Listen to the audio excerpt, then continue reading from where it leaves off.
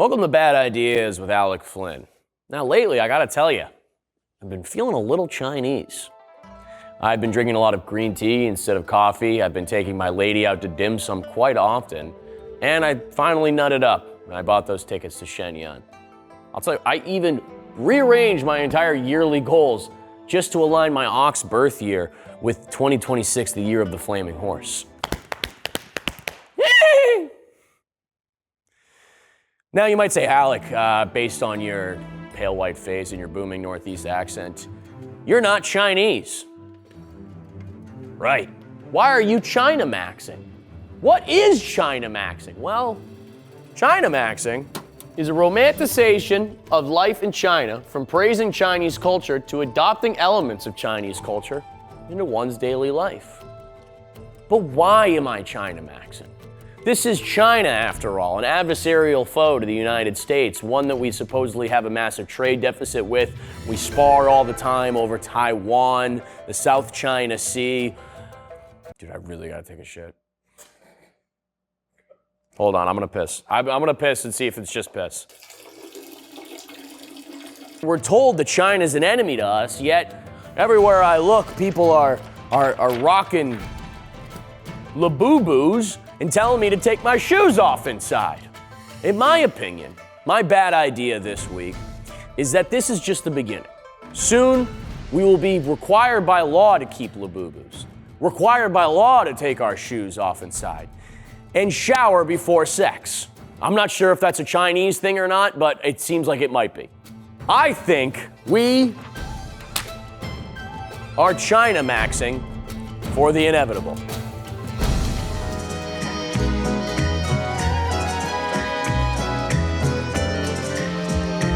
Welcome, folks. Bad Ideas, Alec Flynn, and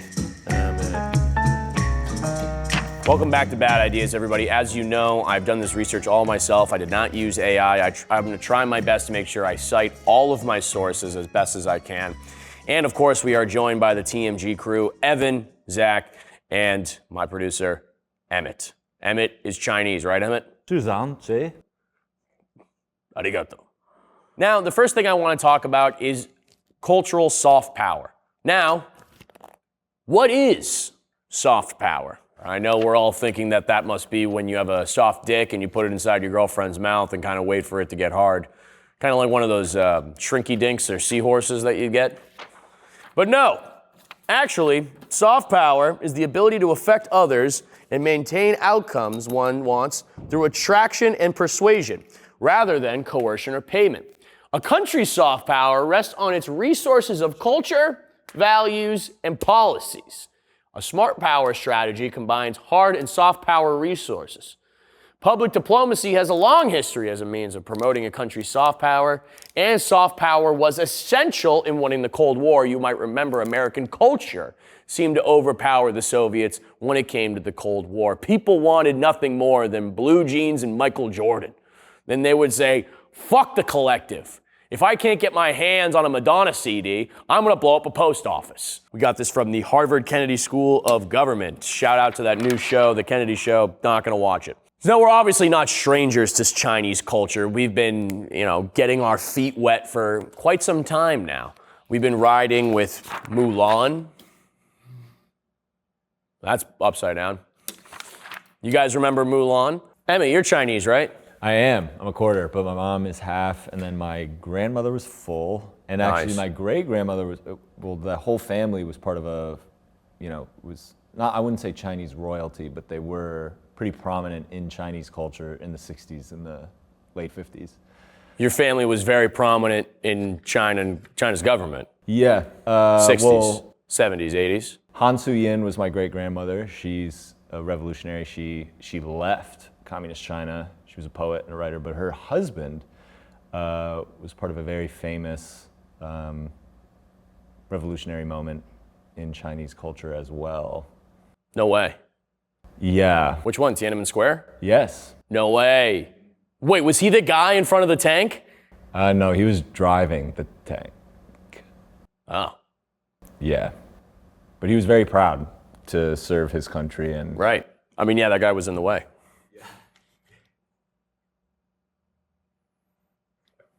for sure. Anyway, Mulan. When I was teaching, Mulan would be the movie I would always throw on when I was too hungover. I would say, put on Mulan. There's cultural significance here as they fought off the Mongols. And who can hate when somebody goes on karaoke and puts on, let's get down to business. There's P.F. Chang's. Oh, the P.F. Chang's. When the P.F. Chang's rolled into your really shitty mall in your rural area of Massachusetts, my God, did it feel like the galleons of culture had come a-calling. You're rolling into P.F. Chang's knowing, yes, I will get diarrhea, but tonight I will feel like Genghis Khan. And of course, who can forget that tattoo that your uncle got that means literally nothing. Look at this thing. I mean, I got this straight off of my uncle's back. This says, live the life your soul was meant to live. That could mean anything. Folks, that could mean anything. Why would you trust a Mexican tattoo artist in Tijuana to do that for you? But that's just the grip that Chinese culture kind of has on us. And while these cultural blends seem to sort of act in a vacuum to one another, they were Americanized for a white audience. Now, it feels as though with the prevalence of social media, we are seeing unfettered Chinese culture that is not whitewashed for our own consumption. We have bubble tea. That's very popular. I see with the weird anime UCLA students in LA. They love that shit. I couldn't get down with it. I feel like I kind of have the septic system, or the system of a French bulldog, so I know I'm liable to choke on pretty much anything. Binging Chinese micro-dramas, I'm not gonna lie to you, I kind of copied and pasted that from something else. I don't know if people are actually doing that. Chinese dance warm-up routines in the morning. I have been doing this, so this is a quick one for all of you that like to maybe wake up a little bit phlegmy. I know from my nose and eyes when I wake up, I kind of have a little bit of ooze. So what really helps me,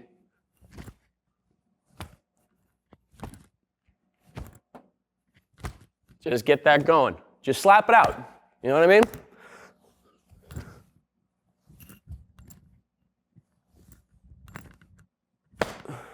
That's awesome. Yeah, I'm dizzy as hell right now. And I know what you're thinking. Man, this is really like just true Chinese culture getting us fired up. You think to yourself, did Shen Yun actually work? What's going on with Shen Yun? Emmett, our resident Chinese person. I have no idea. Are they slaves or are they not?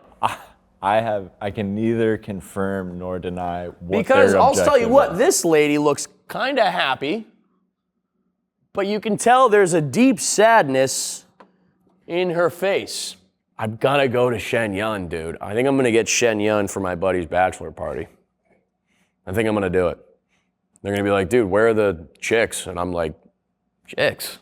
Who needs to be horny when I got you 2,000 years of Chinese history before communism? We've definitely seen that Korean and Japanese culture have definitely had their moments, but I think what's really making this super prevalent in this Chinese movement is short form video. You gotta remember, TikTok was formerly ByteDance, and we're consuming more and more short form content from China than ever before, and these categories are wide and varied. Dudes ripping cigs and squatting with the boys. That's very popular. Now, if you go, anywhere on Canal Street in New York City, you'll just see a bunch of guys in those Miu Miu claw shoes ripping cigs on those tiny little preschool chairs and being like, I'm the fucking coolest guy ever, and you can't sit here. Rural village recipes made by older women wearing traditional garb. I love any time I can use the word garb in a sentence. When's the last time you used garb in a sentence, Emmett? 2.5 years, maybe. 2.5? Yeah. Yeah, you gotta bump those numbers up, pal.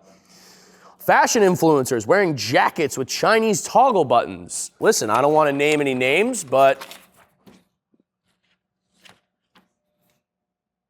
that's a guy. That's a guy we know. And look, this has happened before where, we've definitely taken some unfettered culture from other Southeast Asian companies, right? I mean, K-pop, Korea, South, I made sure to make that very distinct. Pokemon, I mean, goddamn if me and Emmett haven't talked ad nauseum about Pokemon. But these countries are our allies. Remember? I mean, Korea kind of forced to be, as with Japan. Shit, whoa. You think about it now and you're kind of like, man, sorry. Look, China is an authoritarian state that's been very adversarial toward us for a very, very long time. That is where it gets hairy. We got a bunch of guys vying for control of international order. On one hand, you have DT, bad dude, pedophile, definitely.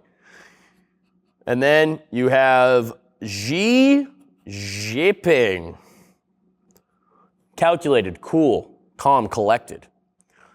The Chinese are ready to rock at any moment's notice. You have to ask yourself, is this a coincidence? Is this a long-term plan by the Chinese to really ingrain themselves in our culture and our ways? Or is this low-key our fault? Is this America's fault? Again, I'm not gonna lie to you, the slides aren't great this week. Could have been better. The slides could have been better. Whose fault is that? I'd like to blame Emmett. I usually do. But it just doesn't really feel like it's his cross to carry. Shay. Is this America's fault? Yes and no. I call it the crouching donkey, hidden dragon. While the United States has abandoned its role as a world leader, we increasingly see China filling the void. Our policies abroad have been, I'd say, a little bit varied in general. When you look at the way that China interacts with different countries, you have things like the Belt and Road Initiative. It's kind of the belt. It's like sort of a belt that refers to a plan of revitalized series of ancient overland trading routes connecting Europe and Asia, built largely with Chinese expertise. This is what they call debt trap diplomacy. So debt trap diplomacy, from what I learned about it, was essentially a way for Chinese to say, hey, you want a new port? Hey, do you need new solar panels? Hey, do you need an airport? We're going to buy it for you. Not only are we going to buy it, we're going to build it for you. But, you're just going to owe us. Owe us back. It's like that episode of The Office where Dwight goes around trying to get people to owe him stuff so he can try and get Jim fired. I bet you didn't think you'd see a video essay with an Office reference in it, did you? And now you have. But the Belt and Road, the Chinese state underwrites new infrastructure developing countries in order to leverage them geopolitical gain when they cannot pay their debt. Because who are they doing this for? They're doing this for countries in Africa, South America, developing countries that are no longer getting the help they need from America. So they go to the Chinese, people that are clearly ready and willing to help out at a moment's notice. Greater quality of products as well. When you look at Chinese electric vehicles, pretty popular. Chinese cell phones, people love those. The Chinese AI, when I read the book AI Superpowers, I forget who the author was, this guy was painting a very dystopian picture of Chinese AI. But in a New York Times article written by Megan Tobin, for the past 10 years, Beijing has pushed Chinese companies to build manufacturing capabilities in high-tech industries for which the country previously depended on imports. That approach helped China become the market maker of a third of the world's manufactured goods and a leader in electric vehicles, batteries, and solar panels. It has been applied to the essential building blocks of advanced AI systems, computing power, skilled engineers, and data resources. What's even scarier about this is that China is sort of unburdened when it comes to regulation of these industries.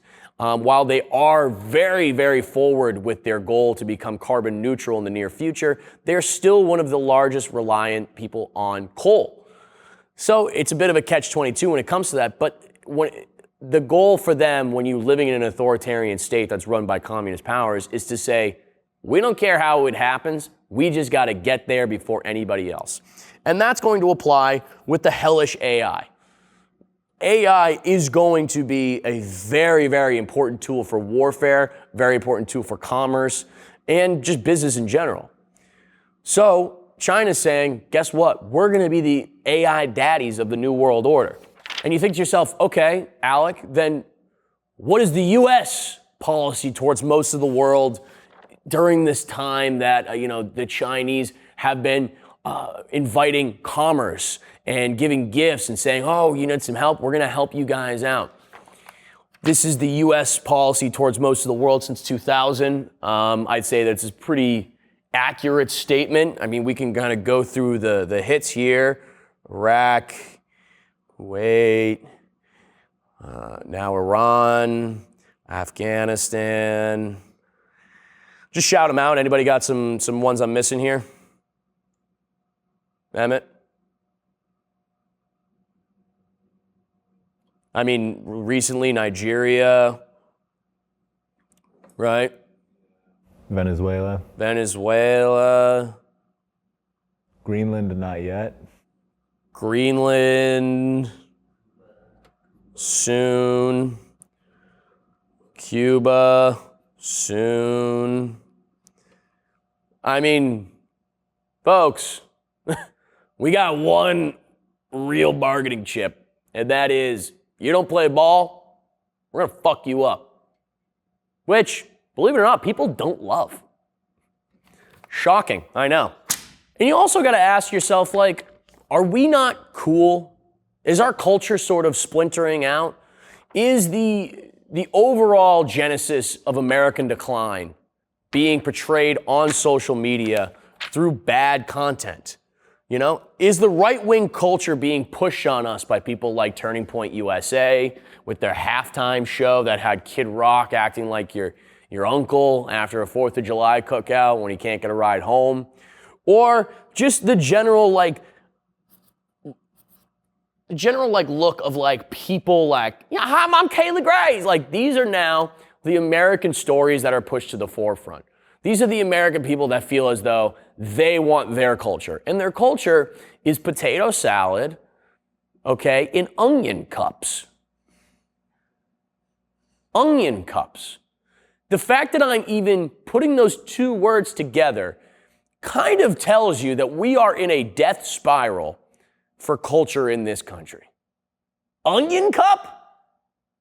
You might as well eat it out of your fucking hand, you pig. Not only that, but the thing that drives America's culture forward is the fact that we are a melting pot, or at least want to be, or tried to be at a certain point.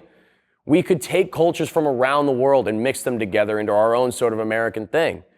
But now when we don't have immigration happening, when we don't have any of these actual things, like look at this, immigration crackdown has prompted many international students to go elsewhere for their studies. Where do you think they're going, folks? Say it with me, China. How research budget cuts have pushed top scientists to work in China instead. How Canadians, angered by trade war, are boycotting U.S. goods. So whereas we are just nonstop getting ourselves hooked up with some Chinese cigarettes, a little bit of Qingdao at dinner, huh? Everybody else is just saying, nah, dude, I'm good. I'm stopped going to Chick-fil-A. Or how Americans themselves are choosing to leave the country. This is, by the way, a quote from CNN's Jesse Young. And I would like to talk about leaving the country particularly, which brings me to a story of a time I was heading to Nashville. I was sitting in the window seat. There's another man in the aisle. He was heading there, and we the plane lands, and he looks me in the eyes, and he goes, "Are you gonna try and get up and go rush to the front of the gate?" I'm like, "No." He goes, "Okay, good. I live in China. They love doing that there." I'm like, "Oh yeah?" He goes, "Yeah, you know that Family Guy episode? How much signal do I need to cross the lane? None? Okay, I turn now." Yeah, it's like that everywhere. And I'm like, okay, cool. While I'm processing this random admittance of what he said, a nice older gentleman behind him turned around and said, "Excuse me, you say you live in China?" He's like, "Yeah, I do." He goes, "I've been living there 10 years and I love it." Sitting next to his Chinese wife. And he goes, "I tell people all the time, you just got to try it once, you'd never go back." These guys start chopping it up about China. He goes, "Yep, you raised my family there. My kids might come for college, but honestly, they probably come right back." He goes, "I only come back to Nashville just to get my license renewed." He goes, it's a better quality of life, better way of living." This is a guy that grew up in fucking Nashville, Tennessee. And he was like, "Nah, dog, I'm all about China." And this is literally what he looked like. This is a bald ass, fucking Brock Lesnar looking motherfucker. Just like, I love China. Any questions, Emmett? Yeah, as a matter of fact, Good. Good job. Will the U.S. go full Chinese? Now, I want to talk about more of the geopolitical side of things real quick. China owns $760 billion in U.S. debt. Now, this number might be even more by the time I'm saying it. I might actually even have it wrong. China's nuclear option revolves around U.S. debt. China is the second largest holder of U.S. debt, otherwise known as treasuries, at $760 billion. This is, by the way, from the Chatham House. I want to make sure I am getting the site right. As tariff barriers become so prohibitive that we are just no longer able to access each other's markets, the only source of escalation, kind of more escalating retaliatory tools, like selling off U.S. debt for less than it's worth to devalue the dollar, become more usable. So when it comes down to like warfare, will there ever be a ground war between the U.S. and China? Will China invade the United States? I think what China has the ability to do is sort of just cripple us with money. That's one thing. The second thing I think they'll be able to do is the AI race. Like it or not, the future war will be AI driven. Secretary of Defense Mark Esper recently noted at the Conference of National Security Commission on AI that advances in AI, quote, have the potential to change the character of warfare for generations to come. And whichever nation harnesses AI first will have a decisive advantage on the battlefield for many years. Like we already discussed, China seems to have a full bull rush and state power and money towards beating us in that race. I like this a lot too. So he talked about, should the current state of the AI race in which the United States and China and our competitors be recognized as a second Stimson moment? Now, I've never heard of a Stimson moment before. Emmett, have you heard of a Stimson moment? No. So the Stimson moment. In the same month that the first atomic bomb on Hiroshima dropped, President Harry Truman recognized that America's atomic monopoly would be fleeting. Fearful that a nuclear arms race with the Soviet Union could end in nuclear Armageddon, he asked his Secretary of War, Henry Stimson, to think seriously about sharing this monopoly with the emerging Soviet adversary. That effort failed.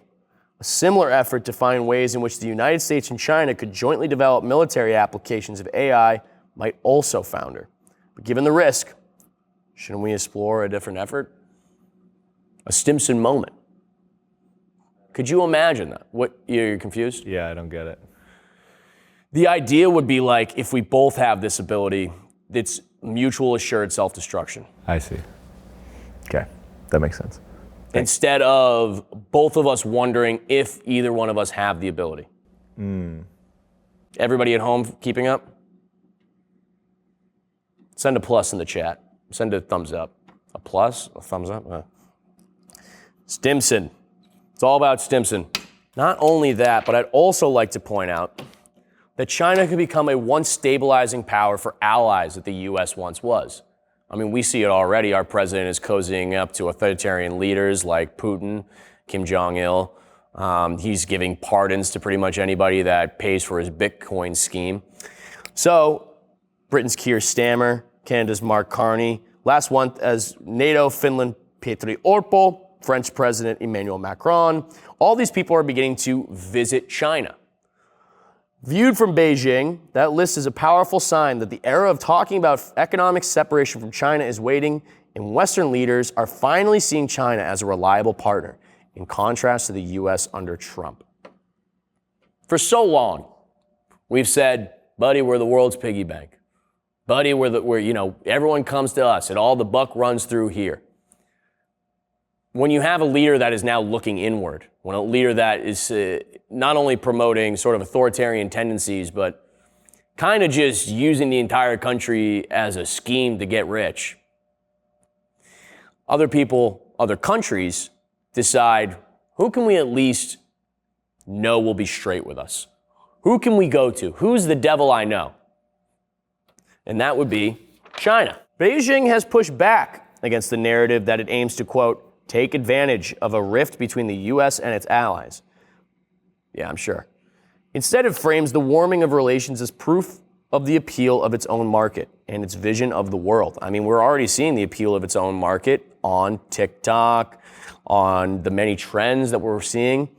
This is the inevitable result of China's development benefiting the world, continuously injecting stability and certainty in the international community.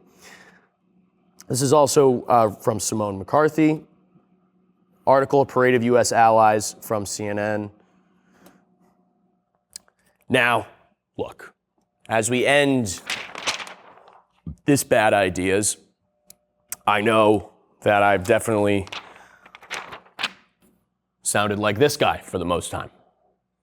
I've been sounding like Michael Scott when he reads that one article in Newsweek about China. I get it. And I'm sure you've heard it all before. You know, will China overtake us?